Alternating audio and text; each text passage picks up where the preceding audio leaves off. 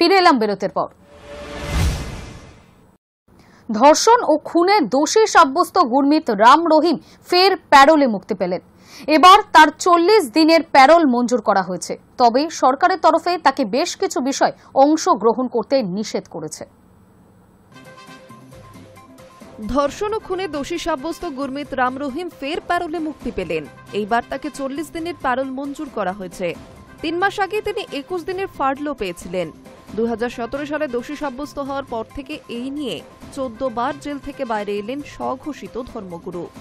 সোমবার সকালে হরিয়ানার রোহতকের সুনারিয়া জেল থেকে মুক্তি পেয়ে তিনি সরাসরি চলে যান ডেরা সচ্চা সৌদা আশ্রমে, যা হরিয়ানার শীর্ষা এলাকায় অবস্থিত।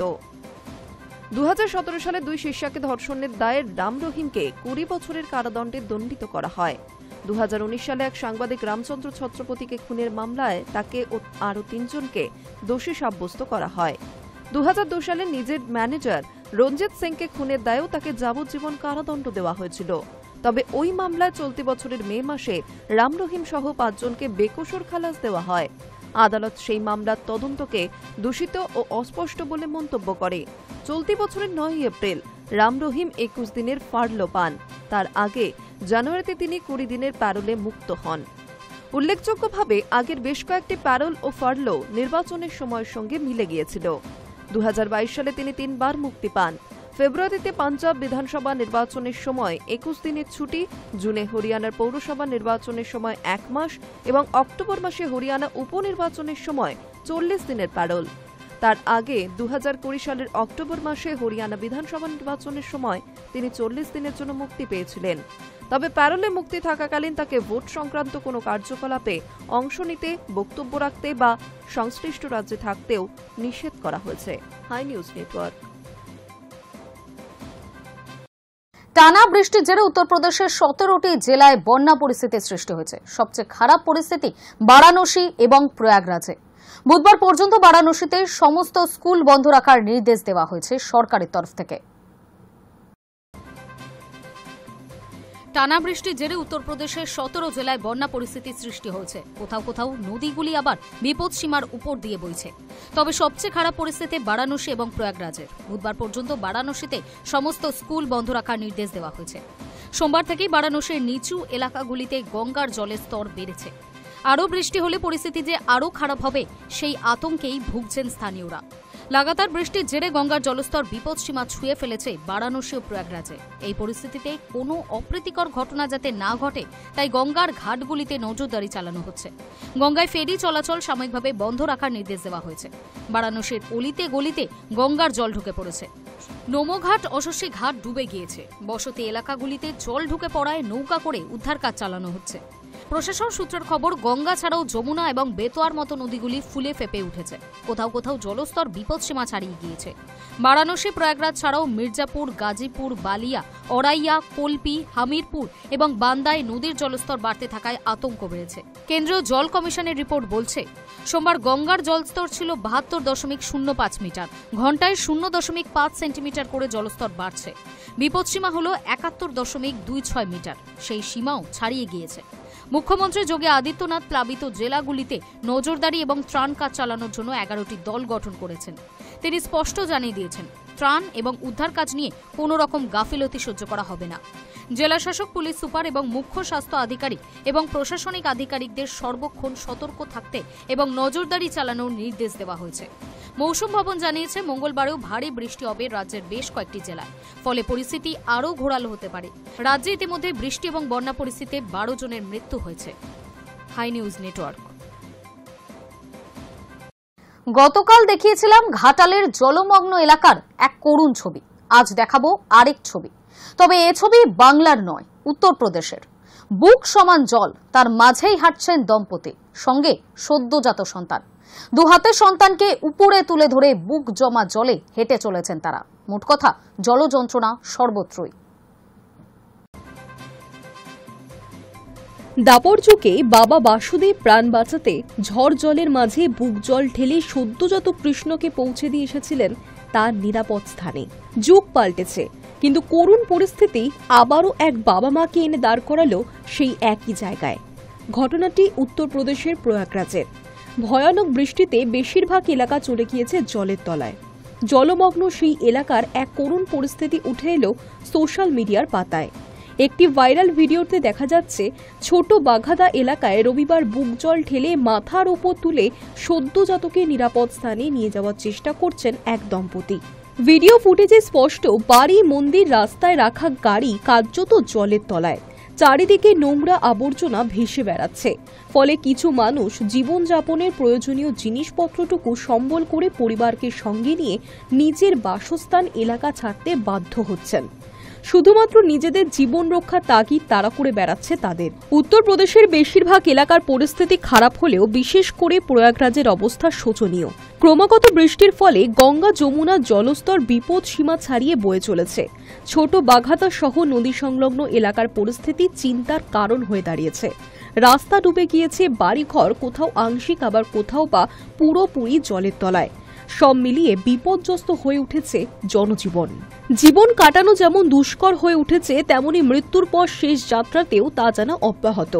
বন্যাকালীন পরিস্থিতিতে রাসুলাবাদ ঘাটে সৎকারের পরিষেবাতেও বাধার সম্মুখীন হতে হচ্ছে মৃতের পরিবার পরিজনদের।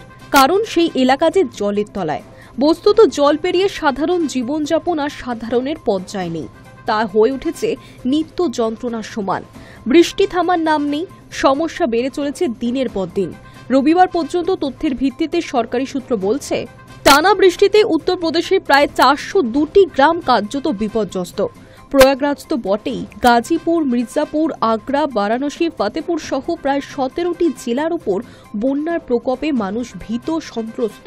প্রকৃতির সঙ্গে মানুষের সহাবস্থানে মানিয়ে নেওয়ার এ যেন নিরন্তর চিরকালীন এক প্রচেষ্টা। Hi News Network. রাশিয়ার থেকে তেল কিনে মুনাফার জন্য খোলা বাজারে বেচছে ভারত। আরও শুল্ক চাপানোর হুমকি দিলেন ট্রাম্প। গত বুধবারই ভারতীয় পণ্যের ওপর 25% শুল্ক আরোপ করার কথা ঘোষণা করেছিলেন ট্রাম্প। পাশাপাশি রাশিয়ার কাছ থেকে তেল ও অস্ত্র কেনার জন্য ভারতকে জরিমানাও দিতে হবে বলে জানিয়েছিলেন তিনি। জরিমানার অঙ্ক সম্পর্কে অবশ্য স্পষ্ট করে কিছু বলা হয়নি। বারবার হুঁশিয়ারি দেওয়া সত্ত্বেও রাশিয়া থেকে তেল কেনা বন্ধ করেনি ভারত। অভিযোগ এমনটাই। শুধু তাই নয়, পুতিনের দেশ থেকেই নাকি বিপুল পরিমাণে তেল কিনে মুনাফার জন্য খোলা বাজারে বেচা হচ্ছে। সেই অপরাধে এবার ভারতীয় পণ্যের ওপর আরও শুল্ক চাপানোর হুঁশিয়ারি দিলেন মার্কিন প্রেসিডেন্ট ডোনাল্ড ট্রাম্প। ভারতীয় সময় অনুযায়ী সোমবার রাত 8:20 নাগাদ সমাজ মাধ্যম ট্রুথ স্পেশালে পোস্ট করে ভারতকে সরাসরি হুমকি দিয়েছে ট্রাম্প। ট্রাম্প লেখেন, ভারত যে শুধু রাশিয়া থেকে বিপুল পরিমাণে তেল কিনছে তা নয়, বরং মুনাফার জন্য তারা কেনা তেলের বেশিরভাগ অংশ খোলা বাজারে বিক্রিও করছে। এদিকে রাশিয়ার যুদ্ধ প্রক্রিয়া ইউক্রেনের কত মানুষ প্রাণ কাটছে তার পরোয়াও করছে না ভারত। এই কারণেই আমি ভারতীয় পণ্যের ওপর শুল্ক আরও বৃদ্ধি করব। প্রসঙ্গত, গত বুধবারই ভারতীয় পণ্যের ওপর 25% শুল্ক আরোপ করার কথা ঘোষণা করেছিলেন ট্রাম্প। পাশাপাশি রাশিয়ার কাছ থেকে তেল এবং অস্ত্র কেনার জন্য ভারতকে জরিমানাও দিতে হবে বলে জানিয়েছিলেন তিনি। জরিমানার অঙ্ক সম্পর্কে অবশ্য স্পষ্ট করে কিছু বলা হয়নি। সোমবার ফের একই সুরে শুল্ক বৃদ্ধির হুমকি দিতে শোনা গেল মার্কিন প্রেসিডেন্টকে। যদিও কত বাড়তে পারে শুল্ক সেই বিষয়ে এবারেও স্পষ্ট কিছু বলেনি ট্রাম্প। এর মাঝে আবার সংবাদ সংস্থা সূত্রে খবর রিপোর্ট প্রকাশ এসেছে। তাতে দাবি করা হয়েছে, ভারতের রাষ্ট্রায়ত্ত 4টি সংস্থা Indian oil, Hindustan petroleum, Bharat petroleum এবং ম্যাঙ্গালোর রিফাইনারি পেট্রোকেমিক্যাল লিমিটেড নাকি গত সপ্তাহ ধরে রাশিয়ার কাছ থেকে খনিজ তেল কেনা স্থগিত রেখেছে। এই বিষয়ে প্রশ্ন করা হলে ভারতের বিদেশ মন্ত্রকের মুখপাত্র রণধীর জয়সওয়াল জানিয়ে দেন, এমন কোনো পদক্ষেপ সম্পর্কে কেন্দ্রের কাছে কোনো খবর নেই। রাশিয়া থেকে তেল কেনার বিষয়েও আগের অবস্থানে অনড় থাকতে দেখা যায় রণধীরকে। তিনি বলেন, বাজারে কে কি দাম নিচ্ছে এবং বিশ্বের সার্বিক পরিস্থিতির প্রেক্ষিতে আমরা আমাদের জ্বালানির চাহিদা পূরণ করে থাকি। অর্থাৎ তেল আমদানির ক্ষেত্রেও যে জাতীয় স্বার্থকেই অগ্রাধিকার দেওয়া হবে সে কথা কার্যত স্পষ্ট করে দেন বিদেশ মন্ত্রকের মুখপাত্র। বিভিন্ন সরকারি সূত্রে জানায়, রাশিয়া থেকে এখনই তেল আমদানি করা বন্ধ হচ্ছে না। সেই আবহে এবার সরাসরি ভারতকে হুঁশিয়ারি দিলেন আমেরিকা। High News network. ইরানের পরমাণু কর্মসূচি সমর্থন করল পাকিস্তান। সই হলো বাণিজ্য, প্রযুক্তি সহ 12টি দ্বিপাক্ষিক চুক্তি। গত 13 জুন ইরানের বিভিন্ন পরমাণু কেন্দ্র এবং সামরিক ঠিকানায় বিমান ও ক্ষেপণাস্ত্র হামলা চালিয়েছিল ইসরায়েল। সেই সময়ও তেহরানের পাশে দাঁড়িয়ে তেল আভিভকে হুঁশিয়ারি দিয়েছিলেন ইসলামাবাদ। ইরানের পরমাণু কর্মসূচির সমর্থন করল পাকিস্তান। রবিবার দ্বিপাক্ষিক বাণিজ্য চুক্তি সইয়ের পরে ইরানের প্রেসিডেন্ট মাসুদ পেজেকসিয়ানের উপস্থিতিতে পাক প্রধানমন্ত্রী শাহবাজ শরীফ জানান, শান্তিপূর্ণ উদ্দেশ্যে ব্যবহারের লক্ষ্যে তেহরান যে পরমাণু কর্মসূচি চালাচ্ছে তাতে ইসলামাবাদের পূর্ণ সমর্থন রয়েছে। পাকিস্তান সফররত ইরানের প্রেসিডেন্টের উপস্থিতিতে বাণিজ্য, কৃষি, বিজ্ঞান ও প্রযুক্তি, গবেষণা ও উদ্ভাবন, যোগাযোগ, সামুদ্রিক নিরাপত্তা সহ 12টি দ্বিপাক্ষিক চুক্তি সই হয়েছে। চুক্তিতে দ্বিপাক্ষিক বাণিজ্যের অঙ্ক বাড়িয়ে $1000 কোটি নিয়ে যাওয়ার কথা ঘোষণা করা হয়েছে। পরমাণু কর্মসূচির জেরে মার্কিন প্রেসিডেন্ট ডোনাল্ড ট্রাম্প ইরানের ওপর একগুচ্ছ নিষেধাজ্ঞা জারি করেছেন। এই আবহে ইসলামাবাদ তেহরান দ্বিপাক্ষিক চুক্তিকে তাৎপর্যপূর্ণ বলেই মনে করছে কূটনৈতিক মহলের একাংশ। গত 13 জুন ইরানের বিভিন্ন পরমাণু কেন্দ্র এবং সামরিক ঠিকানায় বিমান ও ক্ষেপণাস্ত্র হামলা চালিয়েছিল ইসরায়েল। সেই অভিযানের পোশাকি নাম ছিল অপারেশন রাইজিং লায়ন। তারপরেই তেহরানের পাশে দাঁড়িয়ে কড়া ভাষায় তেল আভিভকে হুঁশিয়ারি দিয়েছিল ইসলামাবাদ।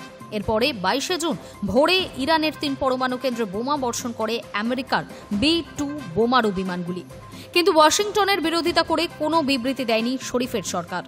পেজেকসিয়ান সরকারের দাবি, বিদ্যুৎ উৎপাদনের লক্ষ্যেই তারা ইউরেনিয়াম সমৃদ্ধকরণের কাজ করছে। কিন্তু গত মাসে ইরান পার্লামেন্টের প্রাক্তন ডেপুটি স্পিকার আমি মোতাহারি প্রকাশ্যে জানিয়েছিলেন, তাদের পরমাণু কর্মসূচির অন্যতম লক্ষ্য জাতীয় নিরাপত্তার স্বার্থে পরমাণু অস্ত্র তৈরি করা।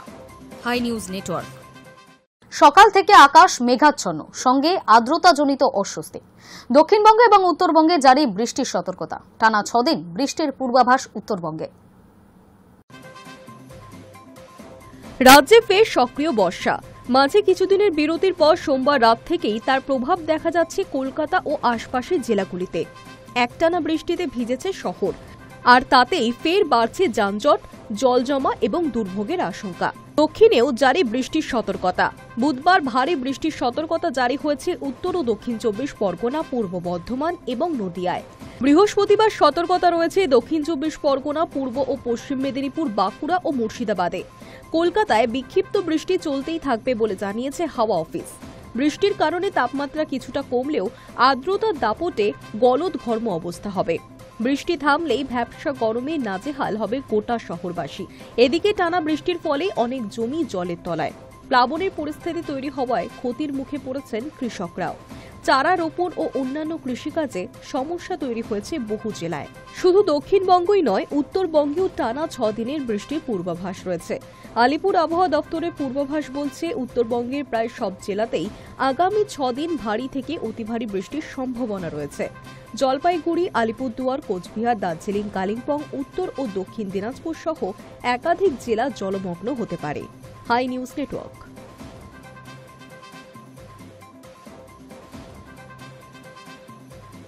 নিউজ টুডে এখনকার মতো এ পর্যন্তই। নজর রাখুন হাই নিউজে, নির্ভীক, নিরপেক্ষ।